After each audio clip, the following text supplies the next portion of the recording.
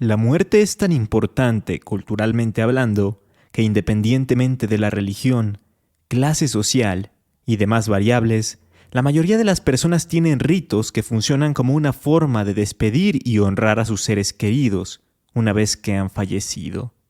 En este episodio de Leyenda Urbana MX, vamos a conocer algunos de los rituales funerarios más extraños e interesantes. A través de los años, muchas leyendas urbanas, históricas y de terror le han dado la identidad cultural a México. Semana a semana, haremos un recorrido por todas ellas. Esto es Leyenda Urbana MX con Ismael Méndez.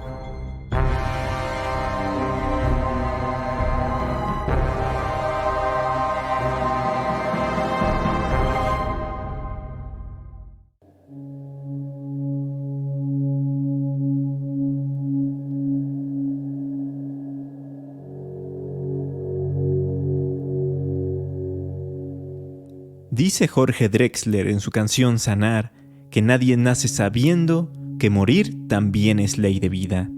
Y sí, la muerte es lo que todos tenemos seguro en esta vida, y ha sido algo tan importante en diferentes culturas que existen rituales funerarios, ya sea para proporcionar un apoyo emocional entre los deudos, para ayudar a transitar el duelo, para honrar al difunto, o en algunos casos, para facilitar la transición del fallecido hacia el mundo de los muertos, para que su alma descanse en paz, por así decirlo. Sin embargo, dependiendo de la época en la que hayamos vivido o el lugar en donde hayamos nacido, podemos encontrarnos con ritos o rituales muy particulares tras la muerte. Me atrevería a decir que el ritual funerario más famoso de la historia de la humanidad es el que practicaban los antiguos egipcios cuando morían los faraones, con la clásica momificación de los cuerpos para preservarlos, o los ritos de los vikingos, que se han visto mucho actualmente por series y películas dedicadas a estos personajes.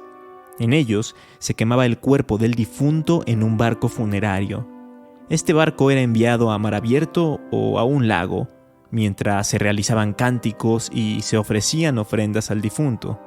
Se creía que el muerto viajaría hacia el más allá en su barco y continuaría su vida en el reino de los dioses. Pero, ¿qué les parece si conocemos otros rituales funerarios de otras épocas y culturas que quizá no sean tan famosos, pero sí muy interesantes?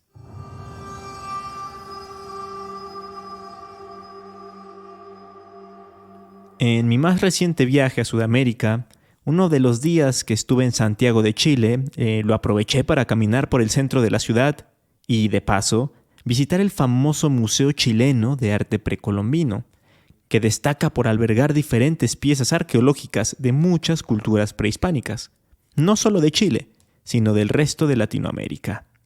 Un lugar que verdaderamente vale la pena visitar. Pero hubo un momento del recorrido en que me quedé totalmente impactado y con la boca abierta, pues hay una sección debajo de la planta baja, casi como si se tratara de un sótano muy amplio con más piezas. Al fondo de esa sala había unas estructuras de madera muy grandes y muy altas, talladas con formas antropomórficas. Después de quedarme pasmado durante varios minutos sin poder quitarles la mirada de encima, por fin me acerqué a leer la descripción y me sorprendí aún más.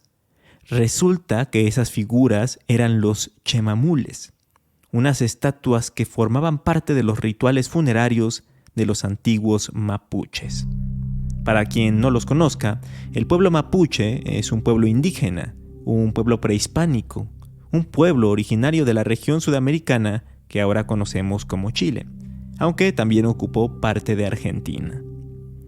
Regresando al tema, el nombre chemamul, que espero estar pronunciando de forma adecuada, significa madera con aspecto de persona, gente de madera u hombre de madera. Y es básicamente eso que les acabo de describir, una estatua tallada en madera de roble o laurel de gran altura, más de 2 metros, que representa el cuerpo y la cabeza de una persona con rasgos estilizados. Para la creación de un chemamul, los antiguos talladores mapuches utilizaban hachas, hachuelas o rocas. Aquí viene lo más interesante de estas estatuas. Eran colocadas sobre las tumbas en los antiguos cementerios mapuches, ya que para ellos eran un reflejo del espíritu de quienes eran enterrados ahí para iniciar su viaje al más allá. Los jefes y los grandes guerreros iban hacia el oriente a morar sobre los volcanes, mientras que el resto se dirigía al poniente, a comer papas amargas más allá del mar. De acuerdo con José Saavedra y Eugenio Salas, en el artículo El Chemamul, tradición sagrada, pervivencia y símbolo de resistencia cultural mapuche, el mapuche percibe al chemamul como el permanente vínculo ancestral con los antepasados, y además la figura era realizada comúnmente antes de que la persona en cuestión muriera. Antes de fallecer se inicia el proceso de confección de un chemamul, que lleva igualmente una máscara de madera, generalmente lo más representativa del rostro del difunto, aunque sea en término de sus rasgos principales. Ahora bien, ya cuando se realizaba el funeral en sí, se tenían que realizar una serie de ritos siguiendo estrictamente las tradiciones, ya que un funeral descuidado podía significar que el espíritu del difunto, en vez de convertirse en un antepasado que velaba por sus deudos, fuera capturado por algún brujo y convertido en un espíritu maligno. Durante estos ritos, las enormes estatuas de madera se colocaban junto al difunto, mientras una larga lista de parientes y conocidos pronunciaban discursos alabando al muerto y recordando sus mayores logros. En la etapa final de la ceremonia, el chemamul era erigido a la tumba para señalar el lugar donde permanecería el cuerpo. De entrada no parece un ritual tan extraño, pues, por ejemplo, las tumbas católicas, sobre todo en siglos pasados, también eran adornadas con enormes estatuas y monumentos de mármol, piedra u otros materiales. Ya lo vimos en el episodio del cementerio de la Recoleta. Pero les planteo la siguiente situación. Imagínense ir viajando por una estepa y de repente ver una serie de estatuas de madera, altísimas, en medio de la nada. Y es que estos cementerios se hacían al aire libre y sin ningún tipo de barda o reja que delimitara su perímetro. Entonces, sería algo completamente impactante y desconcertante, ¿no creen? En las notas y recomendaciones que publico siempre en redes sociales, les dejaré las fotografías para que vean a lo que me refiero.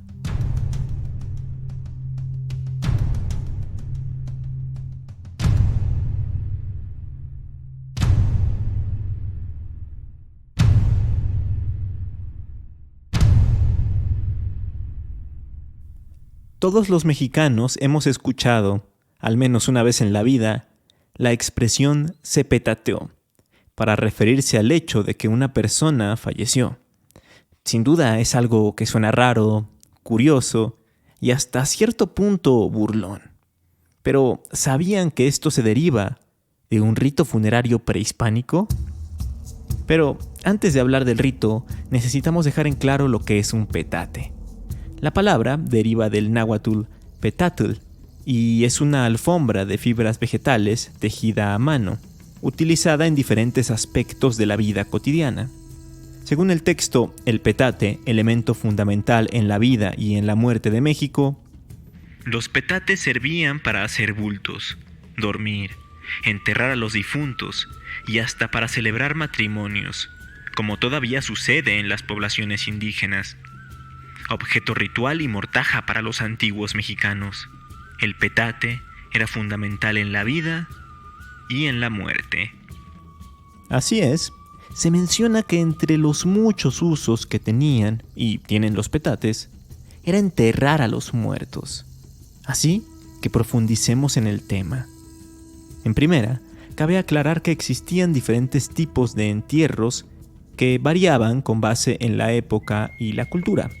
Por ejemplo, había cremaciones, entierros colectivos y entierros individuales.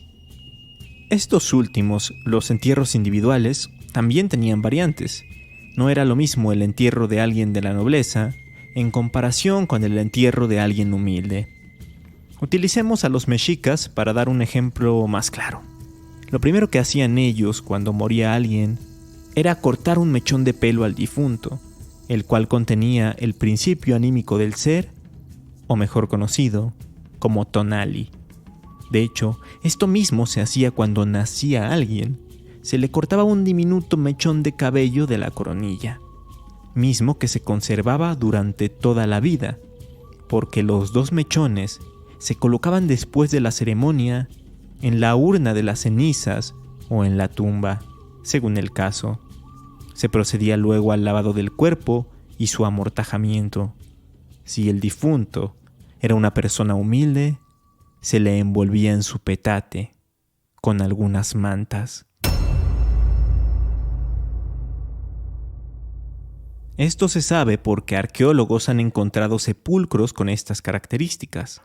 En el año 2020, la Secretaría de Cultura publicó un comunicado en el que se anunciaba que investigadores del INAH habían encontrado un entierro humano prehispánico completo en el área cultural del suroeste de Tamaulipas. Los restos óseos correspondían a un hombre de entre 21 y 35 años, y así se describió el hallazgo. Luego de su muerte, aquel hombre fue depositado al interior de un petate, junto con un pequeño molcajete a modo de ofrenda. Así permaneció por más de un milenio, enterrado debajo de la tierra, misma que, si bien disgregó el material orgánico de su fardo funerario, preservó notablemente su osamenta, posición y reliquia cerámica. Peculiarmente, podemos hablar de que no solo en la época prehispánica se utilizó el petate para enterrar a los muertos. Pasa que cuando estalló la Revolución Mexicana, incrementó de tal forma el número de defunciones en el país, y era tal la crisis económica y la escasez de recursos, que no se podía optar por la compra de ataúdes.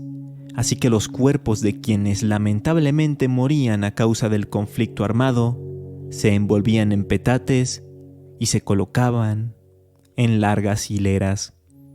Muchos dicen que fue en este punto cuando se popularizó la frase "se petateó", a pesar de que su origen, como ya lo vimos, tiene siglos de antigüedad y era parte de un ritual funerario de nuestros antepasados.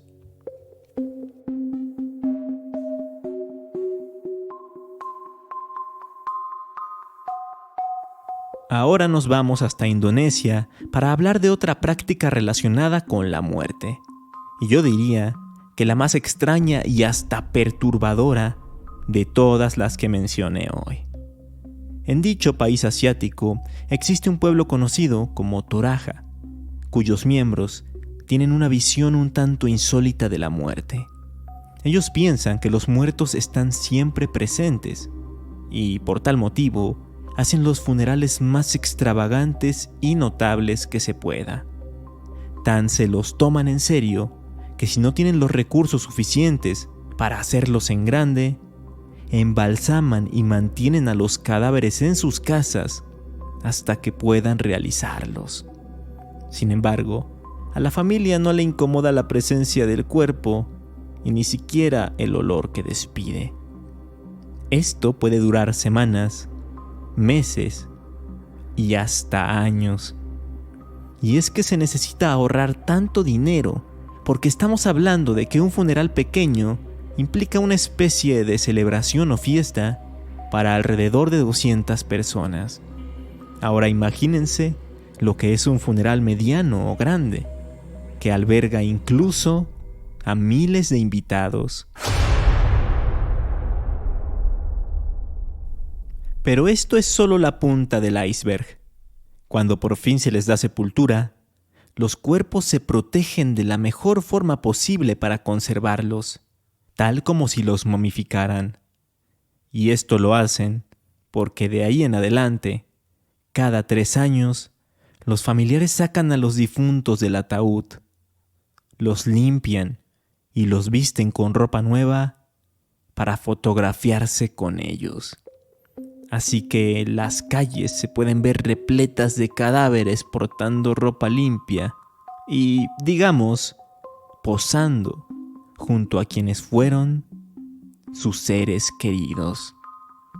En los últimos años, esta práctica ha llamado mucho la atención por lo morbosa y excéntrica que parece, por lo cual son muchas las personas ajenas a la comunidad que han ido para presenciar esto. Debido a eso, podemos ver fotos y videos del ritual. Fotos que son muy incómodas de ver, y es que las expresiones de los cadáveres son aterradoras. Si buscan algún reportaje sobre esto, podrán observar a un hombre cargando el cuerpo momificado de su hermano pequeño, al cuerpo deteriorado de un anciano portando un elegante traje nuevo, o a una momia a la moda, con unos lentes oscuros en el rostro. Pero no hay que irnos tan lejos para encontrar prácticas un poco similares, porque en México hay un pueblo en el que se hace algo un tanto relacionado. Me refiero a Pomuch, en Campeche. Los habitantes de la localidad, días antes del Día de Muertos, acuden al cementerio local para sacar los huesos de sus seres queridos y limpiarlos. Entonces, es común ver a familias enteras conversando mientras realizan esta singular labor que tiene como antecedentes los rituales de los antiguos mayas. Aunque bueno, decir que sacan los huesos es mucho, y es que durante todo el año los restos de los muertos reposan en cajas entreabiertas. Es decir, que si ustedes entran al cementerio, lo que van a ver es una serie de cajones con los huesos y los cráneos expuestos, prácticamente al aire libre. Y aunque parezca algo impactante o extraño para nosotros, para la gente de Pomuch es algo completamente normal. Incluso hay quienes, por falta de tiempo, contratan a los sepultureros para hacer las limpiezas. En entrevista para la BBC Mundo, uno de los sepultureros cuenta lo siguiente. El orden para limpiarlos es como si ellos estuvieran parados, de pie, de abajo para arriba. Por eso a los lados de la caja van las costillas, luego los huesos de la pierna y los brazos, y lo último es el cráneo, que va arriba en el centro. El cabello, como ve, nunca se pierde.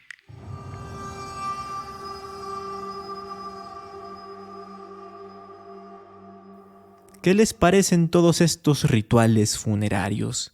¿Ustedes conocen algún otro que los haya dejado con la boca abierta? Compártanmelo a través de redes sociales. Me encuentran como Leyenda Urbana MX en Facebook e Instagram o como @leyendaumx en Twitter.